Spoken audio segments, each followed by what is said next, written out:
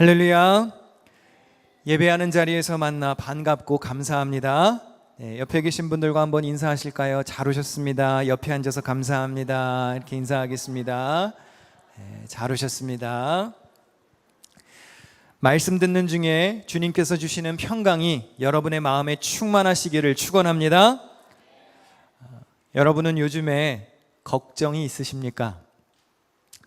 무슨 걱정을 제일 많이 하십니까? 심리학을 다루는 미국의 한 작가의 말에 따르면 우리가 하는 걱정의 40%는 절대 현실로 일어나지 않는 일이랍니다. 30%는 이미 지나간 일이고 22%는 사소한 일이고 4%는 우리가 바꿀 수 없는 일이랍니다. 결국 우리가 진짜 해야 될 걱정은 4%에 불과하다는 것이죠. 96%의 걱정은 쓸데없는 걱정이라는 거예요. 입학도 안 했으면서 졸업할 걱정을 합니다. 취직도 안 했는데 상사와의 갈등을 걱정하고, 연애를 시작도 안 한 사람이 결혼 걱정을 합니다. 임신도 안 했는데 출산의 고통을 걱정하고, 아직 젖 먹는 아이를 보면서 이 아이가 성인이 되어서 겪을 어려움을 걱정합니다.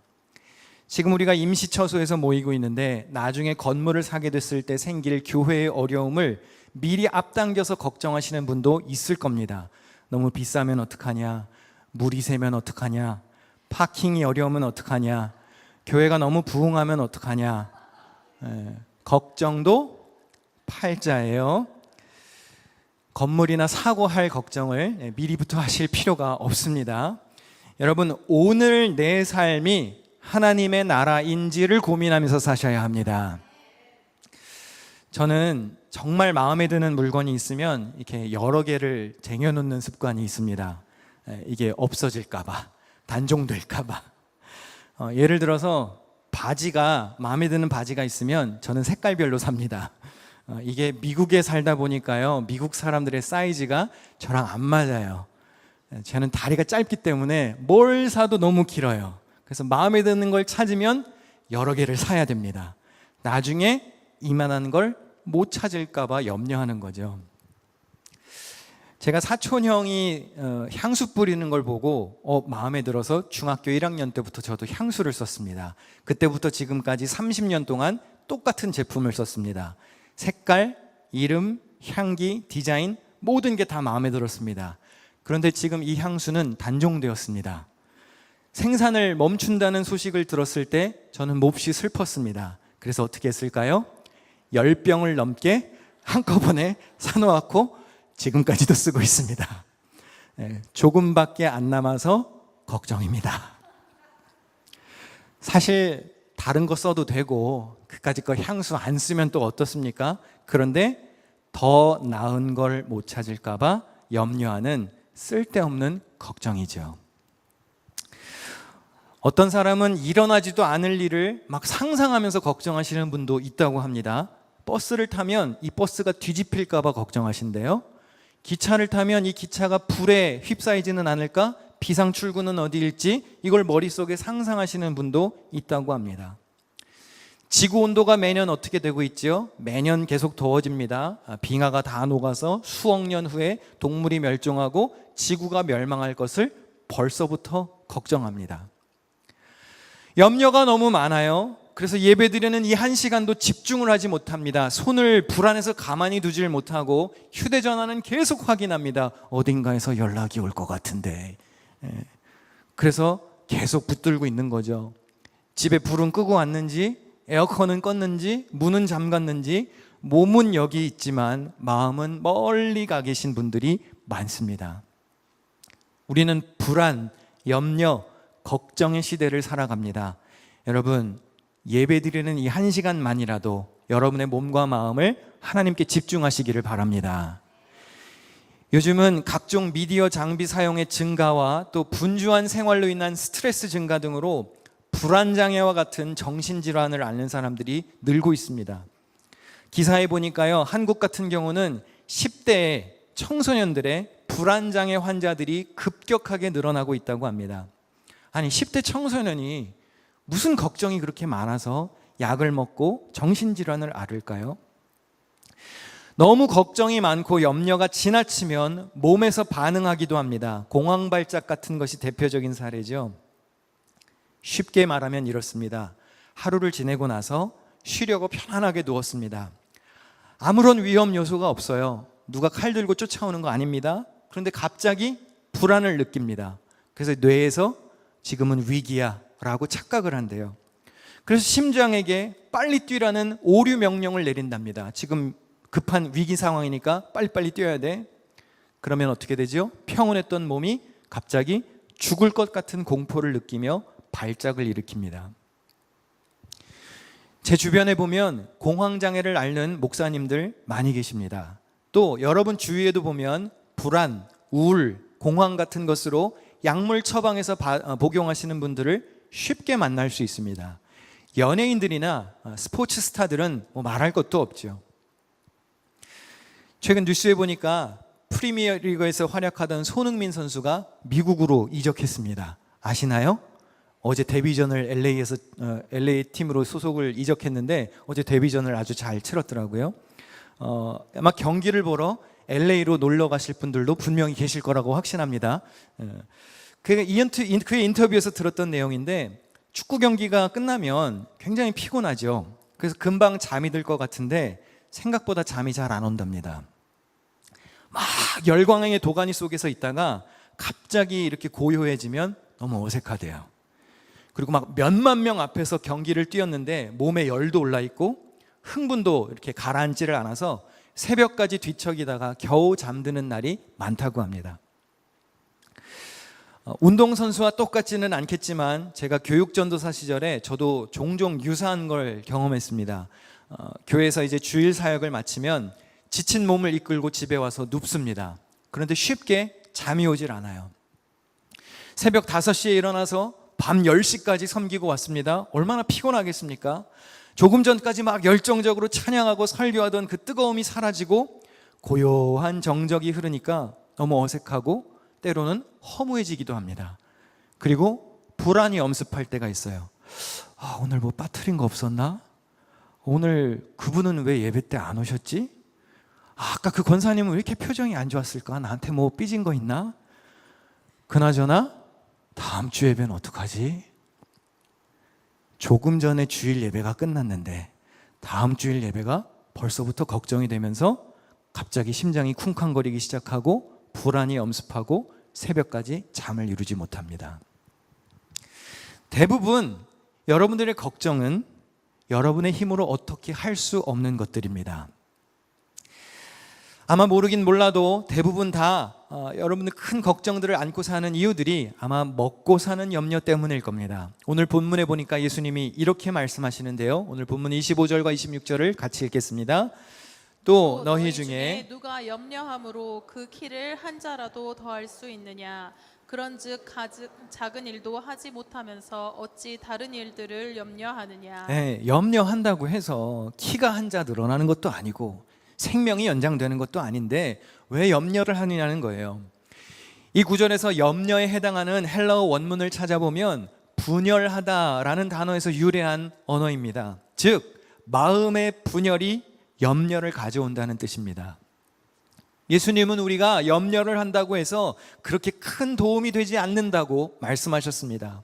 어떤 염려를 이야기하신 것일까요? 본문 29절과 30절에 너희는 무엇을 먹을까? 무엇을 마실까 하여 구하지 말며 근심하지도 말라. 이 모든 것은 세상 백성들이 구하는 것이라 너희 아버지께서는 이런 것이 너희에게 있어야 할 것을 아시느니라. 무슨 걱정이죠?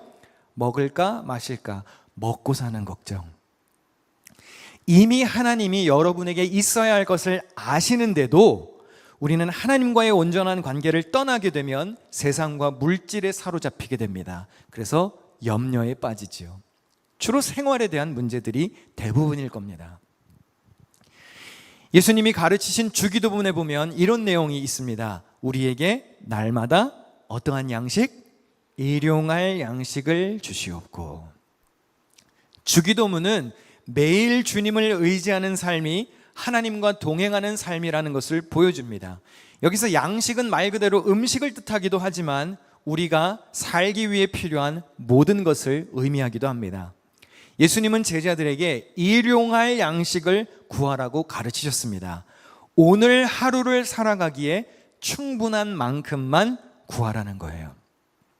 오늘 하늘 아버지를 의지하고 내일이 오면 또 내일 하나님을 붙들라고 가르치시는 겁니다. 여러분, 매일의 삶 속에서 주님을 의지하시기를 축원합니다.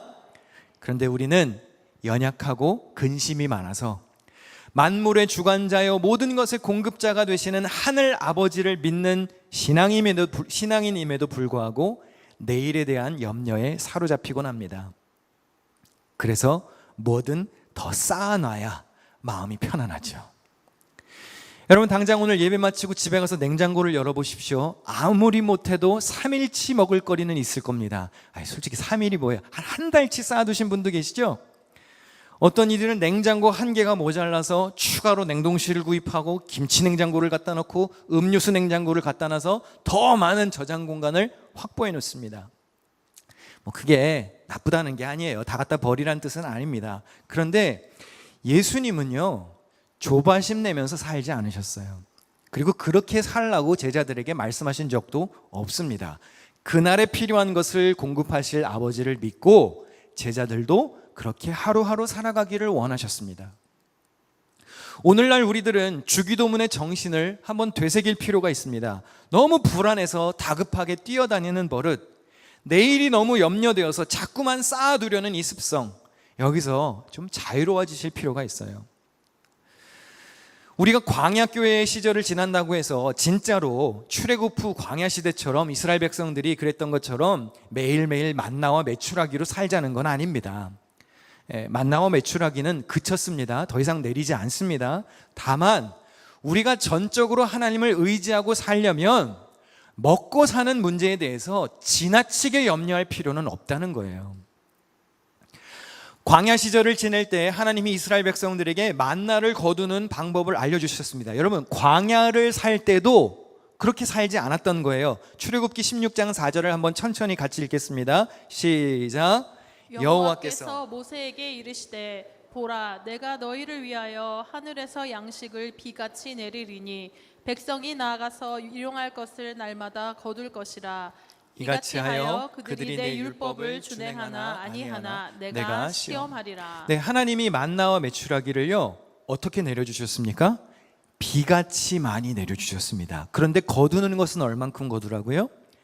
일용할 것을 날마다 거두게 하셨습니다.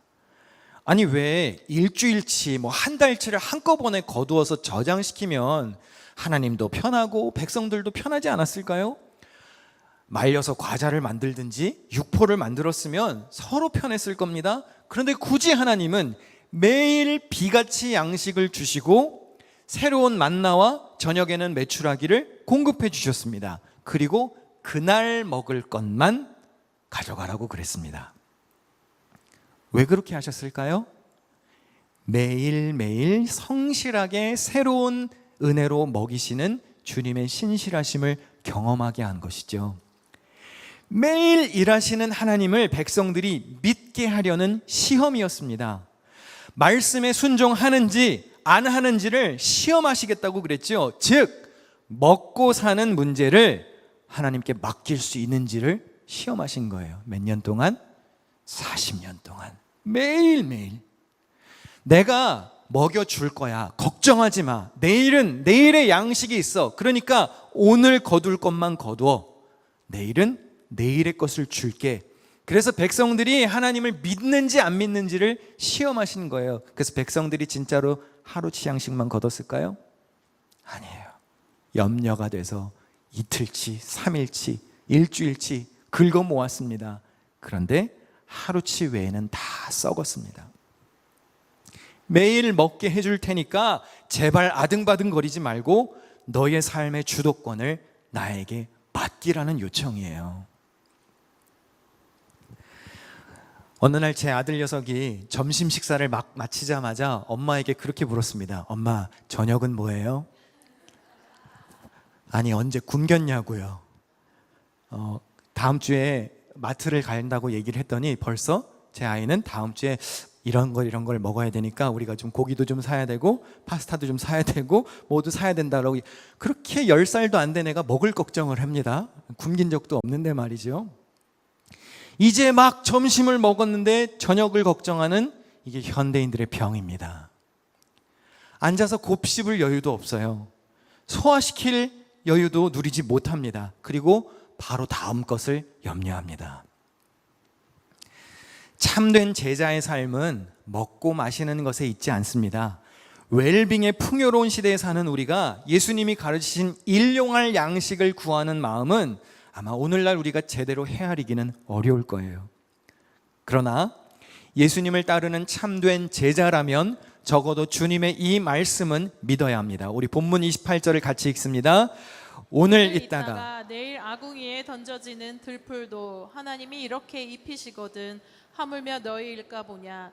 믿음이 작은 자들아, 온 천지 만물의 동물과 식물들까지 먹이고 입히시는 하나님께서 존귀한 당신의 형상대로 창조된 주의 자녀들을 책임지시지 않겠냐는 물음이에요. 사랑하는 여러분, 하나님이 여러분의 삶을 주관하시고 인도하십니다. 아무렴 여러분을 굶겨 죽이시겠습니까?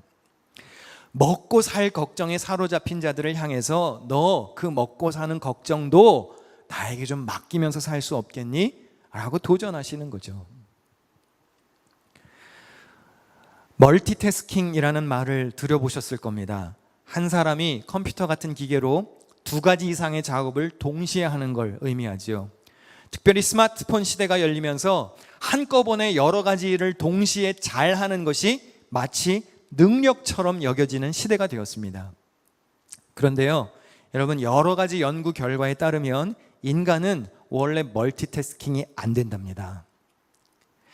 자신의 집중력을 2가지의 의식적 활동으로 분산을 시킬 수 없는 존재랍니다. 그래서 여러 가지 일을 동시에 하면 두뇌의 가동 속도도 떨어지고 생산성도 떨어진답니다. 오히려 실수가 더 많아지기 때문에 근로자에게 동시에 여러 가지 일을 시켰을 경우에는 이익의 15% 손실이 적어도 발생한다는 연구 결과가 있어요. 멀티태스킹은요, 사람의 뇌도 망가뜨린다는 연구 결과가 있습니다. 스탠포드 대학교에서 이루어진 연구에 따르면 여러 가지 종류의 한꺼번에 노출이 된 사람은 한 번에 하나씩 하는 사람보다 주의 집중력이 낮답니다. 그리고 기억도 더 적게 하더랍니다. 런던 대학교 연구에 따르면요, 멀티태스킹을 하는 사람은요, IQ도 낮아진답니다.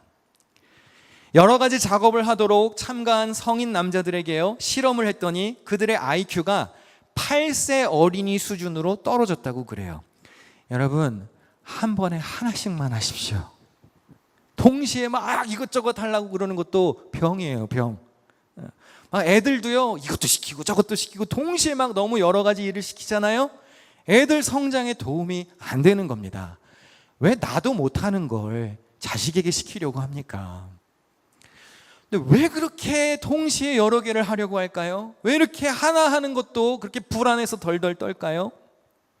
이렇게 안 하면 뒤처질까 봐 불안해서 그래요. 불안해서. 이렇게 많은 걸 해야 내가 좀 마음이 편할 것 같으니까 그냥 아등바등 하는 겁니다. 스마트폰이 처음 출시되었을 때 제가 일부러 좀 늦게 스마트폰을 바꿨습니다.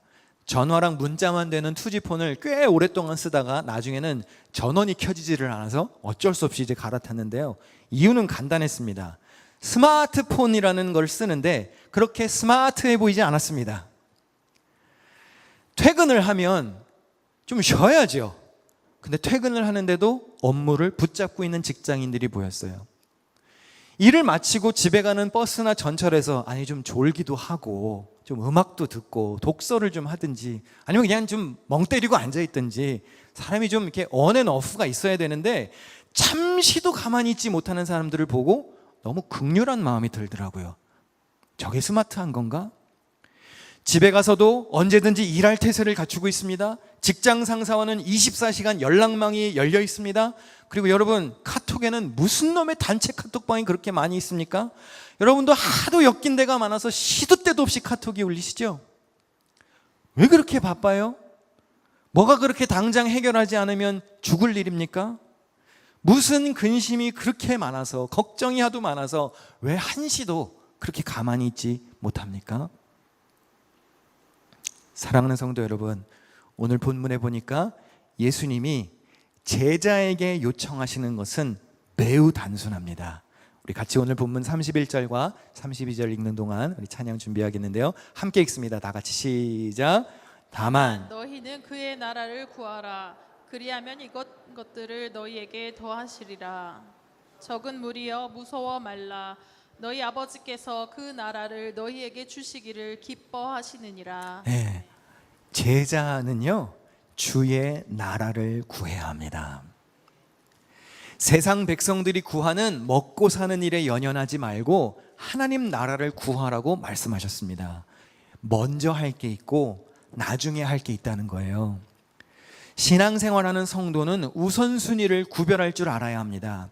하나님의 나라를 추구하는 것이 세상의 관점으로 봤을 때는 어리석어 보일 수 있습니다. 그런데 여러분, 우리 하나님은요 무엇이 가장 좋고 무엇이 가장 완전한지를 알고 계세요.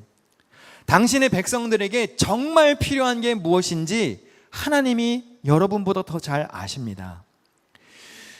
하나님의 나라는 주의 자녀들을 위해서 가장 좋은 것이고 가장 완전한 것입니다.